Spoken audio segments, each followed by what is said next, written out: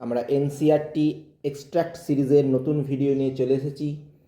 আজকের আমাদের ভিডিওর বিষয় হচ্ছে গাউসের সূত্র। ফিজিক্সের সূত্র কত সুন্দর হতে পারে আজকে ভিডিওতে তোমরা দেখবে। শুধু এখানে ম্যাথামেটিক্স নাই, একটা সৌন্দর্য আছে। তা আগের ভিডিওতে আমরা ইলেকট্রিক ফ্লাক্স বা তড়িৎ বলরেখা থেকে যে ফ্লাক্স পাচ্ছি সেই সম্বন্ধে জেনেছি। একবার চটপট তোমাদের সেটা ঝালিয়ে নিই। কী দেখেছিলাম আমরা? যে কোনো অঞ্চলে ইলেকট্রিক ফিল্ড আছে, ধরা যাক এরকম করে ইলেকট্রিক ফিল্ড গেছে। আমরা এইখানে একটা তল কল্পনা করেছিলাম, এরকম ধরা যাক তলটা। তো এই তলটার মধ্যে দিয়ে লম্ব দিকে কটা বলরেখা যাচ্ছে তাকে বলছিলাম ফ্লাক্স, ইলেকট্রিক ফ্লাক্স। সেটাকে এভাবে লিখছিলাম, ফ্লাক্স ফাই ই সমান হচ্ছে ইন্টিগ্রেশন ই ডট ডিএস।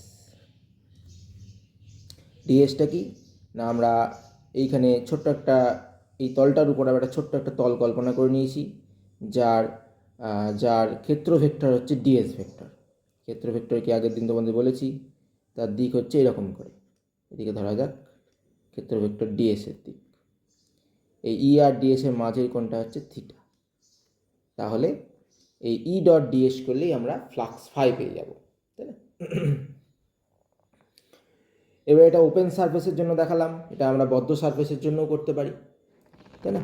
ধরা যাক এরকম একটা বদ্ধ সারফেস আছে, কোনো অঞ্চলে এরকম করে ইলেকট্রিক ফিল্ড গেছে, আর এখানে একটা বদ্ধ সারফেস, মানে ধরো একটা কিউবই আছে, ধরো এরকম করে ধরো একটা কিউব রাখা আছে,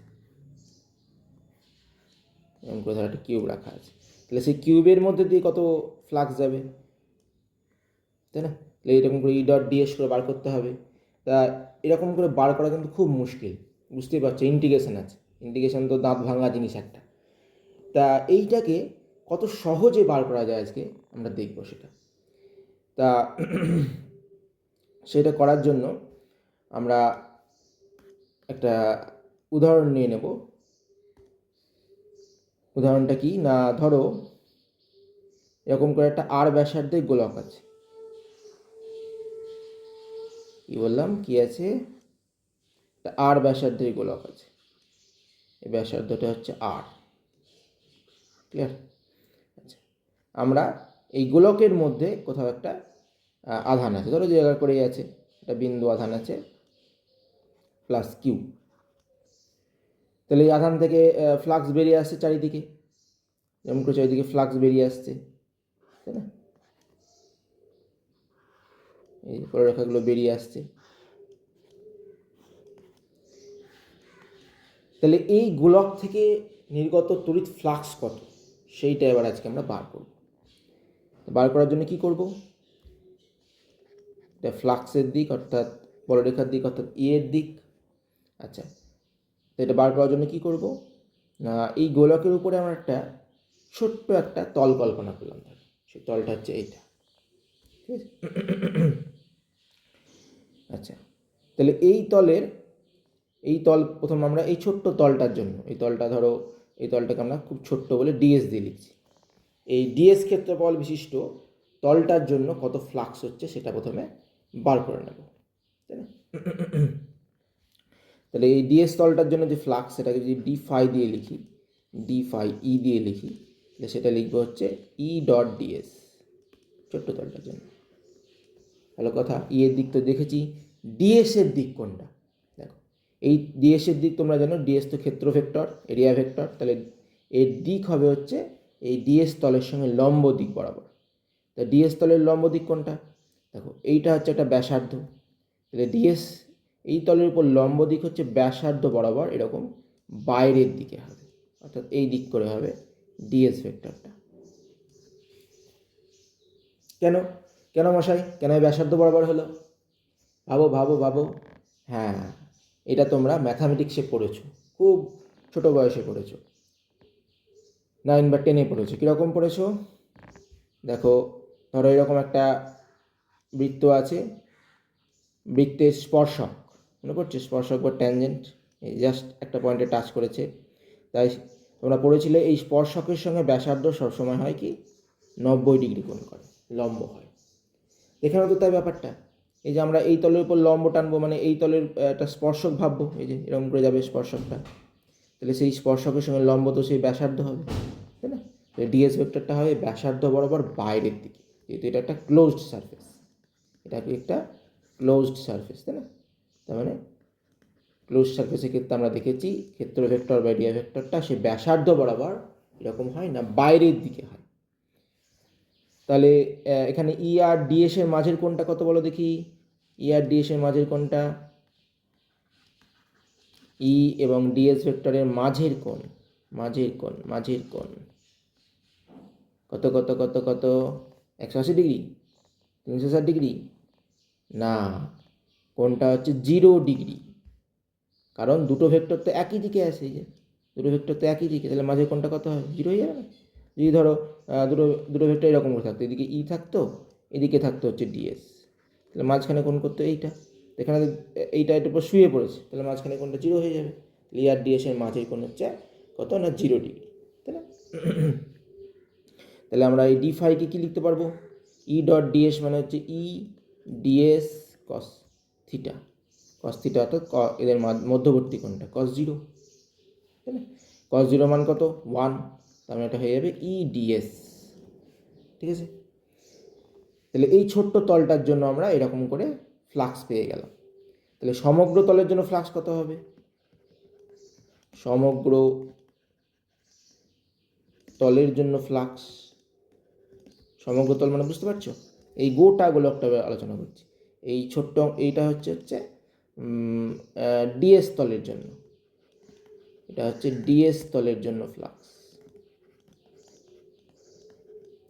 ডিএক্স তলের জন্য ফ্লাক্স, এটা সমগ্র তলের জন্য অর্থাৎ গোটা গোলকটার জন্য ফ্লাক্স।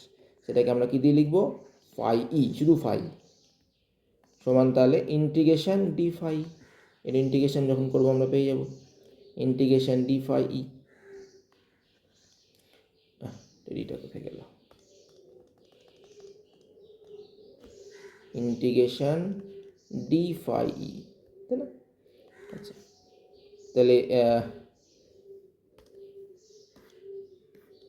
তাহলে ইন্টিগ্রেশন যদি ডি ফাই করি তাহলে কী আসবে দেখো? তাহলে এই যে ফাই এর উপর ইন্টিগ্রেশন, এই যে ফাইয়ের চেহারাটা তো এরকম, তাহলে integration E dot E DS আর ই ডিএস। এবার এটাকে আমরা ইন্টিগ্রেশনটাকে এরকম গোল চিহ্ন দিয়ে লিখে দিলাম। গোল চিহ্ন কেন? কারণ এই তলটা তো বদ্ধ তল, চারিদিক দিয়ে ঘেরা আছে, তাই না? সেখানে এরকম গোল একটা চিহ্ন দিয়ে আমরা লিখে ফেললাম। তাহলে ই ডট ডিএস আছে। এবার দেখো এই ইটাকে প্রথমে আমি ইন্টিগ্রেশন চিহ্নের বাইরে আনতে পারি। কেন মশাই কেন আনতে গেলেন? কারণ দেখো ই হচ্ছে এই তলটার কথা ভাবো, এই তলের সব জায়গায় কিন্তু ই এর মান একই। কেন একই? কারণ তোমরা একটা বিন্দু আধানের জন্য ই এর চেহারা দেখেছো, বিন্দু পয়েন্ট চার্জের জন্য ইলেকট্রিক ফিল্ডের চেহারা কীরকম হয়? Q by r square, k q by r square, মনে করছে? তাহলে এই ইটা আর এর উপর ডিপেন্ড করে। এবার গোলকের পৃষ্ঠের সব জায়গায় তো এই সেন্টার থেকে দূরত্ব একই, এই যে এটা ও হচ্ছে সেন্টারেই আছে চার্জটা, সেন্টার থেকে সব জায়গায় দেখো দূরত্ব একই আছে, তাই না? সমান।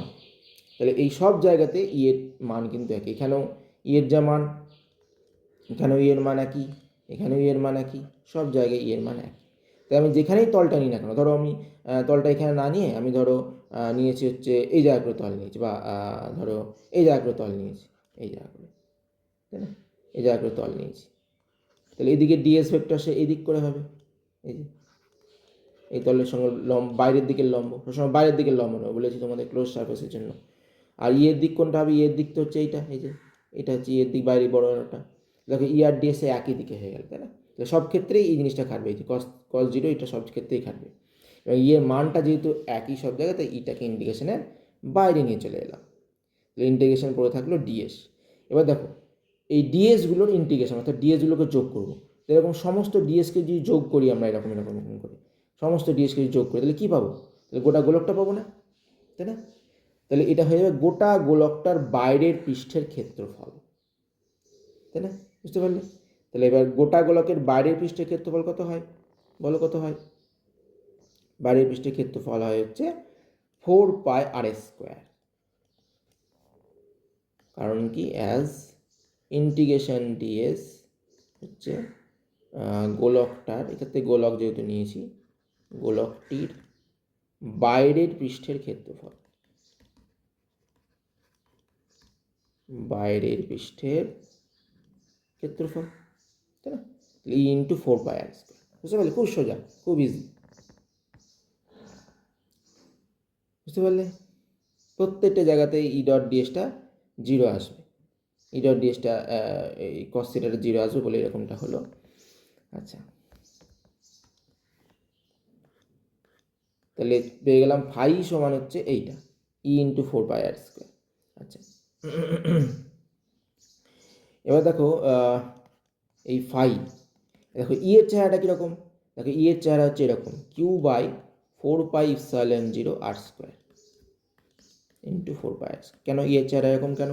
কারণ আমরা এই গোলকটা সেন্টারে তো যে পয়েন্ট আধান রেখেছি প্লাস কিউ, তাই না? পয়েন্ট আধান রেখেছি, তারপরে গোলকটা করেছি। তাহলে সরি, এখানটা রাখা হচ্ছিল।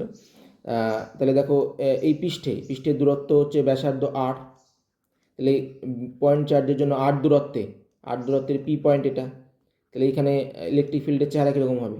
ই সমান হয়ে যাবে তাহলে হচ্ছে Q/4πε0r², তাই না? ই সমান হয়ে যাবে Q/4πε0r²। ক্লিয়ার?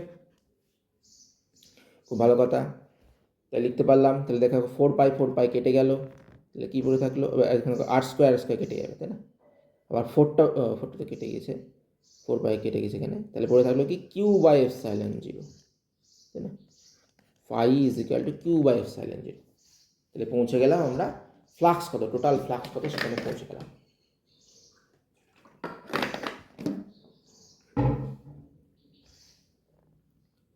বুঝতে পারলে কেমন করে করলাম? খুব সোজা, ই ডট ডিএস করলাম, তাহলে তো ছোট্ট তলটার জন্য ফ্লাক্স পেয়ে গেলাম। এবার ই ডট ডিএস, ছোট্ট তলটার জন্য ফ্লাক্স, সেটার আবার ইন্টিগ্রেশন করতে হবে, তাহলে সমগ্র তলের জন্য ফ্লাক্স পেয়ে যাবো, তাই না? এবার ই ডট ডিএস, এবার ই আর ডিএস এর মাঝের কোণ কিন্তু সব জায়গাতে, যেখানেই তুমি তলটা নাও না কেন, সব জায়গাতেই জিরো। সেন ই ডট ডিএসটাকে শুধুমাত্র ইডিএস এই আকারে লিখতে পারবো। আবার ইন্টিগ্রেশনের বাইরে ই আসবে, কারণ এর মানটা সব জায়গায় একই, তাহলে ইন্টিগ্রেশন শুধু ডিএসের উপর চাপবে। এবার ডিএস এর উপর ইন্টিগ্রেশন মানে গোটা গোলকটার ক্ষেত্রফল দাঁড়িয়ে যাবে, তাই না? তাহলে এইভাবে আমরা করে ফেললাম। আচ্ছা, করে তো ফেললাম, তো এখান থেকে কী দেখতে পাচ্ছ? দেখো একটা মার্ভেলাস জিনিস দেখা যাচ্ছে। কি দেখা যাচ্ছে না, এই গোলক থেকে, এই গোলকের সেন্টারে আমি প্লাস কিউ আধান রেখেছিলাম, চার্জ রেখেছিলাম, তার জন্য এখান থেকে যে ফ্লাক্সগুলো বেরিয়ে আসছে, মোট যে ফ্লাক্স বেরিয়ে আসছে, সেটার মান কত? সেটার মান হচ্ছে ওই যে আধানটা রেখেছিলাম তাকে ε0 দিয়ে ভাগ করতে হচ্ছে, তাই না? আর দেখো কোনো কিছুর উপর ডিপেন্ড করছে না এই ফ্লাক্সটা, আরের উপরও দেখো ডিপেন্ড করছে না। তার মানে কি? মানে ধরো তুমি এরকম করেছো, এই আর ব্যাসার্ধের গোলক না নিয়ে তুমি ধরো আরও একটা বড় ব্যাসার্ধের গোলক নিয়েছো, দেখো আরও বড় ব্যাসার্ধের গোলক, যেটার ব্যাসার্ধ হচ্ছে ধরো আলাদা, এটা ধরো ক্যাপিটাল আর ব্যাসার্ধ, এই তার সেন্টারে তুমি এরকম প্লাস কিউ আধানকে রেখেছো, তাহলে কী হবে? তাহলেও আমরা দেখতে পাবো যে এখান থেকে যে ফ্লাক্সটা বেরাবে সেটা সে একই দাঁড়াবে, ফ্লাক্সটা সেই Q/ε0ই দাঁড়াবে, তাই না? এটা নিজেরা করে দেখতেও পারো, সে একইভাবে করবে। এখানে একটা ছোট্ট ডিএস নিয়ে নেবে, তারপর সেই ই ডট ডিএস করবে, এদিকে ই এর দিক হবে, ডিএস এর দিকও সে একই দিকে হবে, সেখানেও সে ই ডট ডিএস করবে, করলেই দেখতে পাবা যে সে একই জিনিসে তোমরা পৌঁছে যাচ্ছ। অর্থাৎ আবার এই আধানটাকে যদি তুমি সেন্টারে নিতে হবে তার মানে না, সেন্টারে নেওয়া তো সোজা হয়েছে, যদি এই আধানটা যেখানেই থাকুক না কেন, তবে এইখানে আধানটা আছে, সেক্ষেত্রেও দেখতে পাবো যে সব ক্ষেত্রেই এই মানটা কিন্তু Q/ε0 আসছে। তো এইখান থেকে গাউস আমাদের একটা সূত্র দিলেন। কি সূত্র? গাউস কি বললেন? গাউস বললেন যে যদি এরকম বদ্ধ তল আমরা নিই, বদ্ধ তল, পয়েন্ট টু বি নোটেড, বদ্ধ তল মানে চারিদিকে ঘেরা আছে, একটা তুমি ইয়ের কথা ভাবতে পারো, ধরো কলসির কথা ভাবতে পারো, কলসি, মুখে ইয়ে দেওয়া, মুখে ঢাকনা দেওয়া কলসির কথা ভাবো, চারিদিক দিয়ে বদ্ধ, এরকম বদ্ধ তল। এই বদ্ধ তলের মধ্যে যদি কোনো আমরা আধান রাখি কিউ, তাহলে সেই বদ্ধ তল থেকে নির্গত ফ্লাক্স কত হবে? নির্গত ফ্লাক্স হয়ে যাবে হচ্ছে সেই বদ্ধ তল দ্বারা পরিবেষ্টিত আধান বাই ইপসাইলন জিরো। এটাই হচ্ছে আমাদের গাউসের সূত্র। এখানে কি দিয়েছে দেখো, লেখা আছে এখানে দেখো, কোনো বদ্ধ তলের মধ্য দিয়ে মোট অতিক্রান্ত তড়িৎ ফ্লাক্স ওই তলের অভ্যন্তরে অবস্থিত মোট আধানের 1/4 1/ε0 গুণ। তাহলে এই ছিল আমাদের বদ্ধ তল। কলসিটাকে আঁকি, কলসিটাই বুঝতে সুবিধা হয়। এই ছিল কলসি, ধরো যে কোনো আঁকাটাই হোক না কেন, কোনো অসুবিধা নেই। কলসির মধ্যে আছে হচ্ছে কিউ আধান আছে।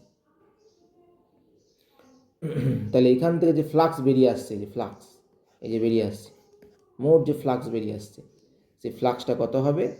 সেই ফ্লাক্সটা হবে হচ্ছে ফ্লাক্স ফাই যদি লিখি, তাহলে ফ্লাক্স ফাই ই সমান হবে হচ্ছে এই বদ্ধ তল দ্বারা পরিবেষ্টিত আধান, তাই একে কিউ এনক্লোজড লিখবো, E N C enclosed, q enclosed by হচ্ছে ইপসাইলন জিরো। এই হচ্ছে আমাদের গাউসের সূত্র। ঠিক আছে, আবার দেখো এই ফাইকে কি লিখতে পারো? দেখো ফাইকে আগের দিন আমরা লিখেছিলাম ইন্টিগ্রেশন ই ডট ডিএস, মনে পড়ছে? ই ডট ডিএস, তাই না? এখানে যেহেতু বদ্ধ তল আছে তাই এরকম একটা গোল চিহ্ন দিচ্ছে, দেখো এই যে গোল চিহ্ন, বা দুটো ইন্টিগ্রেশন টাইপের দিয়েছে, এই যে সারফেস ইন্টিগ্রাল, তাই না? এক্স ওয়াই থাকে সেখানে দুটো ইন্টিগ্রেশন, যাক আমরা একটা ইন্টিগ্রেশন দিলে হবে, কোনো অসুবিধা নাই। মধ্যে কথা গোল চিহ্ন দিলাম কেন? কারণ এটা বদ্ধ তল হয়ে যাচ্ছে, তাই না? সেজন্য বদ্ধ তলের ইন্টিগ্রেশনের জন্য গোল চিহ্ন। তাহলে ই ডট ডিএস হবে ফাই, আর ফাই মানে এইটা, তাই লিখতে পারি। তাই যদি ম্যাথামেটিক্যাল ফর্মে লিখি তাহলে phi E is equal to এরকম ইন্টিগ্রেশন চিহ্ন ই ডট ডিএস, আবার ই ডট ডিএসকে আমরা এরকম করে লিখেছি ই ডট এন ডিএস, যেখানে এন হচ্ছে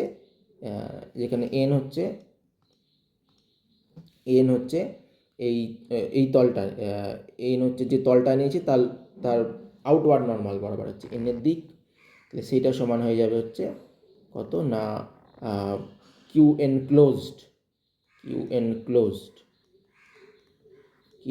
বাই ইপসাইলন জিরো।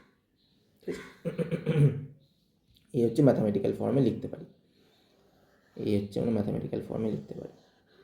ঠিক আছে। আচ্ছা, তাহলে এই হচ্ছে গাউসের সূত্র। দেখো কত সোজা করে দিল আমাদের কিন্তু এত জটিল ইন্টিগ্রেশন করার দরকারই নেই। আমরা শুধু দেখব অভ্যন্তরে কত চার্জ আছে, কত আধান বসে আছে সেইটা, তাই না? আচ্ছা, আরেকটা কথা বলা উচিত আমার, যে এখানে তো আমি একটা আধান নিয়ে করেছি। যদি ধরো এই কলসির মধ্যে দুটো আধান আছে, তাহলে কি করবে? কলসির মধ্যে ধরো এরকম দুটো আধান আছে, দুটো আধান বসে আছে, একটা কিউ ওয়ান আছে, একটা ধরো কিউ টু আছে। তার জন্য কোন সূত্র দাঁড়াবে? তার জন্য সূত্রটা তাহলে দাঁড়াবে হচ্ছে ফাই সমান, তাহলে আমাদের কি দেখতে হবে? কিউ এনক্লোজ দেখতে হবে। এবার মধ্যে তো দুটো আধান আছে, তাহলে এনক্লোজ মানে হচ্ছে q one plus q two হয়ে যাবে, তাই না? বাই ইপসাইলন জিরো করে এত কটা কিউ, যদি তিনটে আধান থাকে তাহলে তিনটে আধান যোগ হবে। এবার আধানগুলোর আবার পজিটিভ নেগেটিভ সাইন যুক্ত করে করতে হবে। ধরো আরেকটা আধান আছে মাইনাস কিউ থ্রি আধান আছে, আরেকটা আধান আছে কিন্তু আধানটা মাইনাস আধান, তাহলে এখানে আমরা মাইনাস কিউ থ্রি করে দেবো, তাই না? আধানগুলো সাইন সমান বসাবো। সেই জন্য এই ফর্মুলাটা এইভাবে লেখা উচিত। আমাদের এরকম করে, phi E is equal to integration E dot D S is equal to integration E dot N D S is equal to summation, এই চিহ্নটাকে সামেশান চিহ্ন বলে, মানে সমষ্টি q enclosed by epsilon zero.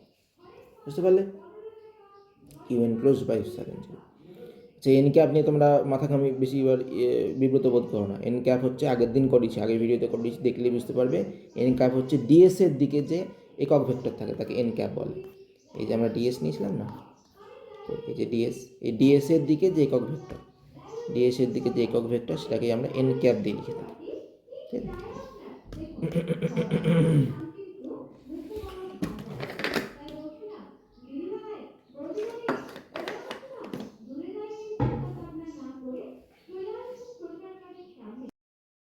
তো দেখতে পেলে। এবার গাউসের সূত্র থেকে কি কি সুন্দর সুন্দর জিনিস বেরিয়ে আসছে দেখো। প্রথমে দেখো 1 নম্বর দেখো দেখো আমি প্রমাণটা করার সময়তে এরকম গোলক নিয়ে আমরা ভেবেছিলাম, তাই না? গোলক নিয়ে বলেছিলাম, গোলকের সেন্টারে কিউ চার্জ আছে। তা এই সূত্রটাকে শুধু এরকম গোলক অর্থাৎ স্ফিয়ারের জন্যই খাটবে তা কিন্তু নয়। এটা যেমন গোলকের বা স্ফিয়ারের জন্য খাটবে, ঠিক তেমনি যদি আমরা এই জিনিসটাকে এরকম কিউব আকারে নিতাম তাহলেও জিনিসটা কিন্তু সত্যি হতো। এই একই জিনিস আমাদের দাঁড়িয়ে যেত, এরকম কিউব আছে তার সেন্টার এরকম কিউ চার্জ আছে, একই জিনিস দাঁড়াতো। যদি আমরা কিউব না নিয়ে যদি আমরা এরকম নিতাম তাহলেও দেখতে পেতাম, তা যদি টেরাবেকা টাইপের তল নিতাম তাহলে দেখতে পেতাম সে একই আসছে, তাই না? তার কারণ কি না, এই সূত্রে তো কোথাও আর নেই, এই যে এই গোলকের ব্যাসার্ধ জিনিসটা নেই, তাই না? সেজন্য এটা গোলক নিলাম কি কিউব নিলাম কি তার উপরে কিন্তু ডিপেন্ড করে না, ঠিক আছে? এবং কত ব্যাসার্ধে গোলক নিলাম তার উপরে ডিপেন্ড করে না, তোমাদের সেটা বললামই। দেখো এর উপরে একটা নিটের একটা PYQ করে নাও। এটা মণিপুর নিটে পড়েছিল 2023 সালে। কি বলছে, a charge q microcoulomb is placed at the centre of a cube, the flux coming out of from any of its faces. আচ্ছা তাহলে কি বলেছে না, একটা কিউব আছে। কিউব মানে কি বলতো? কিউব মানে হচ্ছে ঘন। এই ছোটো ছোটো টার্মগুলো যদি ফিজিক্সে শিখে নাও, যদি ইংলিশটা তো কোনো ব্যাপারই না। ইংলিশ দেখে তোমরা ঘাবড়ে যাও, কিন্তু ঘাবড়ানো কিছুই নয়। এই হচ্ছে কিউব বা ঘনক। এই ঘনকের সেন্টারে, এখানে সেন্টার, সেখানে কিউ মাইক্রোকুলম আধান আছে, কিউ মাইক্রোকুলম আধান আছে। তাহলে এখান থেকে ফ্লাক্স বেরিয়ে আসছে, এখান থেকে চারিদিকে ফ্লাক্স বেরিয়ে আসছে, চারিদিকে ফ্লাক্স বেরিয়ে আসছে। তা এর যে কোনো একটা সারফেসে এই কথা আমাদের বিবেচনা করতে বলেছে। ধরো এই সারফেস, যে কোনো একটা সারফেসের কথা বিবেচনা করতে বলেছে। তাহলে এই সারফেস থেকে বেরিয়ে আসা ফ্লাক্সের মান কত সেটা আমাদের চেয়েছে, তাই না? আচ্ছা, তাহলে দেখো গাউসের সূত্র প্রয়োগ করলে কত সহজে আমরা পারবো। আমরা দেখলাম গাউসের সূত্রে যে সূত্রটা যেটা আছে ফ্লাক্স ফাই, সেটা কিন্তু চেহারার উপর নির্ভর করে না, বদ্ধ তলটা চেহারার উপর নির্ভর করে না। আচ্ছা, এই বদ্ধ তলটাকে কিন্তু গাউসের তল বলে, নোট করে রাখবে, গাউসিয়ান সারফেস বলে। আচ্ছা, তাহলে ফাই এনক্লোজড, আমরা ফাই ইলেকট্রিক আমরা কি দেখেছি না, q enclosed by epsilon zero, তাই না? আচ্ছা, এই কিউটা কিন্তু এসআই কুলম্বে থাকতে হবে, অবশ্যই এটা কিন্তু কুলম্বে থাকতে হবে, কারণ আমরা ইয়ের চেহারা, ওই যে গোলক করানোর সময় ইয়ের চেহারা যেটা বসিয়েছিলাম, দেখো এই যে কোথায় গেল ইয়ের চেহারা, এই যে ইয়ের চেহারা দেখো বসিয়েছিলাম, এইটা Q/4πε0 আজ করে, তো এসআই পদ্ধতিতে এসআই সিস্টেমে করা, সেই জন্য এটাও কিন্তু এসআই সিস্টেমে করতে হবে তোমাদের। তাহলে q enclosed by epsilon zero, এটা এসআই সিস্টেমে আছে। তাহলে দেখো দেখি এই ইয়েটা কত, তাহলে ফাইটা কি, আচ্ছা ফাইটা লিখে ফেলি আমি একটু, সমগ্র ঘনক দিয়ে, সমগ্র ঘনক দিয়ে নির্গত ফ্লাক্স বা অতিক্রান্ত ফ্লাক্স বলতে পারো, নির্গত ফ্লাক্স, সেটাকে আমরা ফাই ই দিয়ে লিখছি। ফাই ই কত, তাহলে কিউ এনক্লোজড, ইএনসি লিখলাম, শুধু আর এনক্লোজ লিখতে পারছি না, ইপসাইলন জিরো। তাহলে দেখো এনক্লোজ মানে কি, বদ্ধতলের মধ্যে কত আধান আছে, দেখো কিউ আধান আছে, তাহলে হয়ে গেল Q/এপসাইলন জিরো, তাই না? আচ্ছা, এবার কিউটা আছে মাইক্রোকুলম্বে, তাহলে এটাকে মাইক্রোকুলম থেকে কুলম করো, কী করে, 10⁻⁶ দিয়ে আমাদের গুণ করবো, তাহলে, তাই না? এই যে কিউ তো আছে মাইক্রোকুলম্বে, is equal to q into 10⁻⁶ coulomb, তো সেটা বসিয়ে ফেলবো। এটা গেল সমগ্র ঘনকটা দিয়ে। এবার গোটা ঘনকটা তো চাইনি আমাদের, কি বলেছে, এনি অফ ইটস ফেসেস, মানে যে কোনো একটা ফেস, আমি এই ফেসটা নিয়েছি, এই ফেসটা হতে পারে, এই ফেসটা হতে পারে, এই ফেসটা হতে পারে, যে কোনো একটা ফেস। তাহলে দেখো এখানে কটা তল আছে, দেখো প্রথমে কটা ফেস আছে, 1 2 3 4 করে দেখো 6টা ফেস আছে। তাহলে 6টা ফেসের মধ্যে দিয়ে তো ছটা ফেসের মধ্যে তো একই পরিমাণ ফ্লাক্স যাবে, প্রত্যেকটা ফেসে সমান সমান ফ্লাক্স যাবে, কারণ সেন্টারে আছে, তাই না? এমন তো নয় এটা দিয়ে বেশি গেল, এটা দিয়ে কম গেল, তাহলে 6টা দিয়ে সমান সমান ফ্লাক্স যাবে। তাহলে এই যে ফাইটা পাচ্ছি, এটা হচ্ছে 6টি তল দিয়ে যাচ্ছে, 6টি তল দিয়ে, তাহলে যে কোনো একটি তল দিয়ে নির্গত ফ্লাক্স কত? অতএব একটি তল দিয়ে নির্গত ফ্লাক্স কত বলো? কত হবে না, এই যে ফ্লাক্স পেলাম ফাই ই, একে আবার 6 দিয়ে আমরা ভাগ করে দেবো, তাহলে চলে আসবে কিউ ইন্টু 10⁻⁻6 বাই -6/7 তাহলে দেখো, ও সরি 6 আছে, 6 is 7, তাহলে দেখো ডি নম্বর অপশানটা আমাদের সঠিক হয়ে যাচ্ছে, তাই না?